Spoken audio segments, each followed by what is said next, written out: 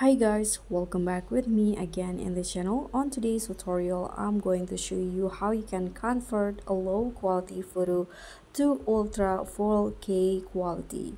So here what you need to do is just use this Wing app. So you can use this app to edit your photos or videos and to easily convert a low quality photo into 4K.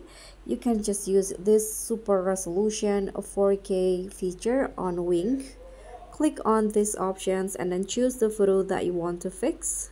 For example, here I'm going to fix these photos right here, and then you can see these three options. So you can choose between 1080p, 2K and 4K.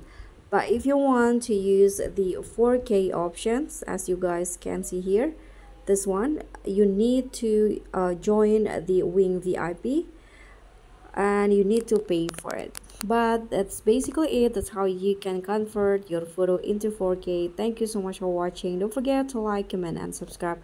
Also click on the thanks. Bye.